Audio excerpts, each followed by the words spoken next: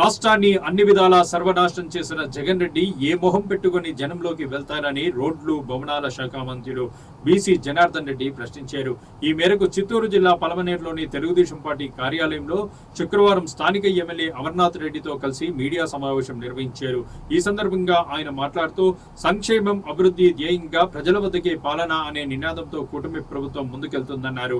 అయితే సిగ్గు శరం లేని వైసీపీ బాబు షూరిటీ మోసాల గ్యారంటీ అనే నినాదంతో ప్రజల్లోకి వెళ్లడం హాస్యాస్పదమన్నారు. వైసీపీ వారు చేసిన మోసాల వల్ల 11 సీట్లకే పరిమితమయ్యారని, వైనాట్ 175 ఎక్కడికి పోయిందని ఎద్దేవా చేశారు. భారతదేశంలోని ఎక్కడా లేని విధంగా కూటమి ప్రభుత్వానికి ప్రజలు మద్దతు తెలిపారని వివరించారు. ప్రజలను దోచుకునేందుకే జగన్ రెడ్డి పాలన చేశారని, నాడు పరదాల మాటున పాలన చేసిన మీరా ప్రజల సమస్యలపై ప్రశ్నించేది అంటూ నిలదీశారు.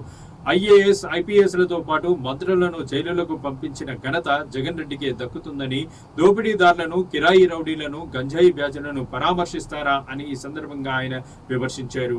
ఆంధ్రప్రదేశ్ పేరు చెప్తేనే భయపడే కాడికి తీసుకొచ్చావు. అటువంటి రాష్ట్రంలో మళ్ళీ ఈరోజు తండ్రి కొడుకులందరూ కూడా పారిశ్రామికవేత్తల దగ్గరికి వెళ్ళి, లేదు మా ప్రభుత్వం మీకు అండగా ఉంటుంది, మీకు అన్ని వసతులు కల్పిస్తాము, మీకు సింగిల్ విండో విధానంలోనే ఇస్తాము, మళ్ళీ ప్రజలందరూ మిమ్మల్ని రావాలని కోరుకుంటున్నారు, రండి పెట్టుబడులు పెట్టమంటే ఈరోజు వరదల ఈరోజు పెట్టుబడులు పెట్టడానికి పారిశ్రామికవేత్తలు దేశ విదేశాల నుంచి కూడా ఇక్కడికి వస్తూ ఉన్నారు. మొన్న ఒక క్యాబినెట్లోనే 75,000 కోట్ల రూపాయలకు అనుమతులు ఇవ్వడం జరిగింది. 50,000 పైన ఉద్యోగాలు కూడా ఈ యొక్క రావడానికి అవకాశం కల్పించడం జరిగింది. ఈరోజు ఏదైనా ఉంది నీ వల్ల అంటే, ఎక్కడైనా ఉందంటే నీ వల్ల సర్వనాశనం అయిపోయింది. రాష్ట్రానికి రాజధాని లేని నగరాన్ని చేశావు.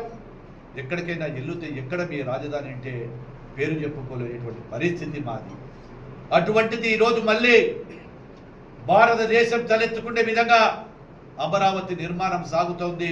ఇతర రాష్ట్రాలు సైతం ఈ విధంగా రాజధాని కట్టుకోవాలనేటువంటి విధంగా ఈరోజు అమరావతి పనులు సాగుతూ ఉన్నాయి. పోలవరాన్ని పక్కన పెట్టావు, పోలవరాన్ని పరిగెత్తిస్తున్నాము. మళ్ళీ పోలవరాన్ని జాతీయ ప్రాజెక్టుగా చేసి ప్రతి ఒక్కరికి రాష్ట్రంలో అంతటా కూడా చుట్టుపక్కల అనేకమైన నదులు అనుసంధానం చేసి కార్యక్రమాన్ని కూడా తీసుకోవడం జరుగుతుందని కూడా చేస్తూ ఉన్నాము. నువ్వు అధికారం కోల్పోయిన తర్వాత ఏదైనా పదవి కాంచుంటే కేవలం బల నిరూపణకు తిరుగుతూ ఉన్నావు. రెచ్చగొడతా ఉన్న బల నిరూపణ కోసం కోట్ల రూపాయలు ఖర్చు పెట్టి ఈరోజు అవినీతి సొమ్ముతో బల నిరూపణ చేయాలని చూస్తూ ఉన్నావు. ఎన్ని చేసినా ప్రజలు నిన్ను నమ్మరు. జగన్మోహన్ రెడ్డి, వైఎస్ఆర్ పార్టీ నాయకులు అడుగుతా ఉన్నారు ప్రజల దగ్గరికి వెళ్తామని. ఎందుకు 3,000 4,000 మేము ఇచ్చినందుక? దీపం పథకం ఇచ్చినందుక?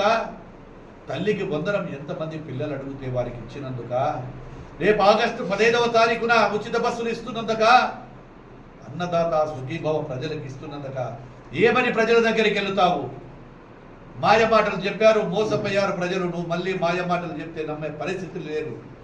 ఒక విజనరీ గల నాయకుడు, అనుభవం గల నాయకుడితోనే సాధ్యమవుతుంది ఈ రాష్ట్రం బాగుపడాలంటే.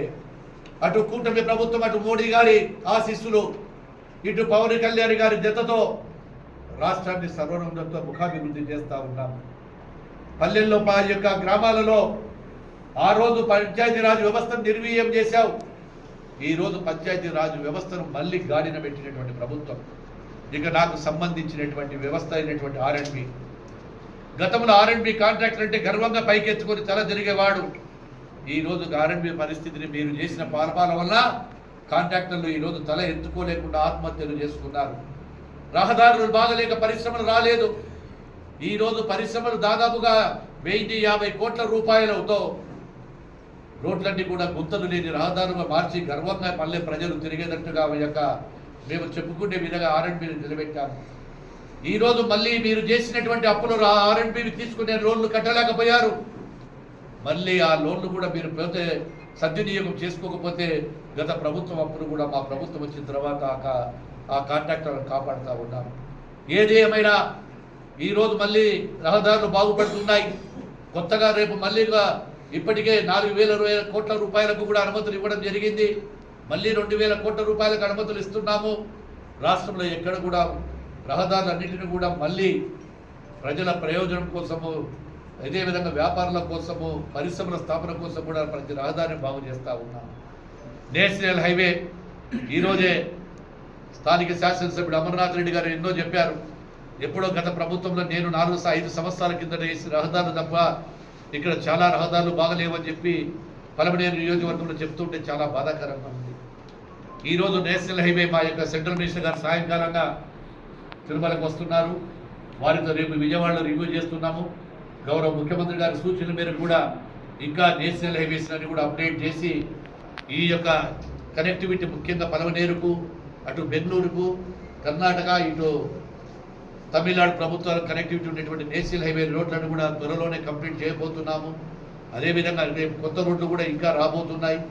ఏవైతే వారు ఇచ్చినటువంటి అభ్యర్థనలన్నీ కూడా ఖచ్చితంగా కూడా త్వరలోనే వాటికి నిధులు శాంక్షన్ చేసి ఈ యొక్క పలమనేరు నియోజకవర్గాన్ని కూడా R&B డిపార్ట్మెంట్లో ఉండే సమస్యలన్నీ కూడా పత్రికల ద్వారా మీ ద్వారా వారికి ఈరోజు నివేదికలు తీసుకొని వాటన్నిటిని కూడా కంప్లీట్ చేస్తామని తెలియజేస్తూ ఉన్నాం.